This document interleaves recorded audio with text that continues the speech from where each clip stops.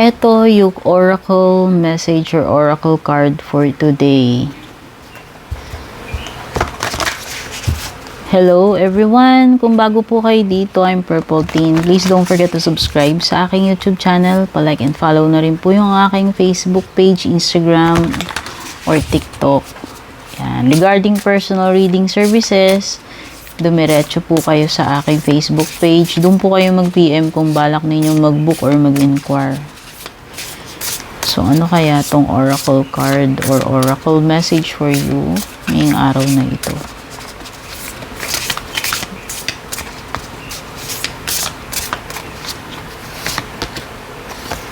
You have thought vibrations, resonant choices, and signature signals. So, pwedeng magkakaroon ka ng clarity, no? Sa kung ano yung mag-guide ka eh. Parang all of a sudden magiging clear sa isip mo. Ano ba yung dapat mong gawin? Which direction to take? Ayan, you have resonant choices. So, mas magiging klaro na sa isip mo ano ba yung dapat mong piliin between these two. Kung ano man itong mga pinipilian mo. Ano yung mga tamang gagawin mo.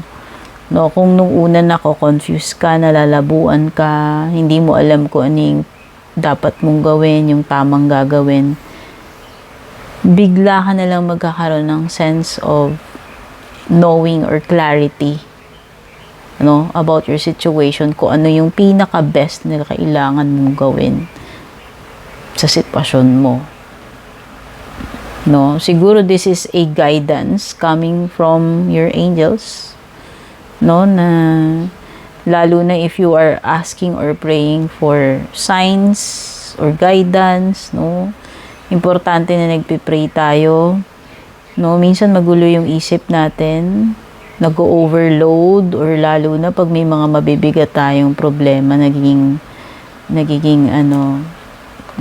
magulo yung isip natin, clouded yung ating judgment. Kaya nga sabi nila it's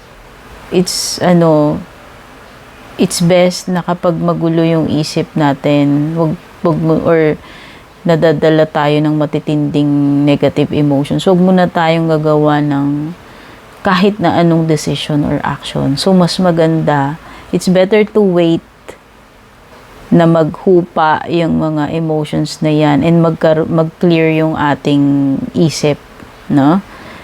Ayan. So, eto na yon. Kung dumaan ka sa period ng pagiging muddled, yung pag-iisip mo clouded, magulo, eto na yung time na unti-unti na nagkakaroon ng clarity. Hindi lang yung pag-iisip mo pati yung situation na kinakaharap mo.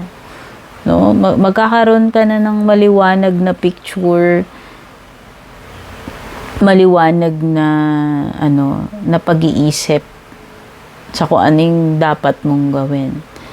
Okay, so this is your oracle card or oracle message. Take care and God bless everyone.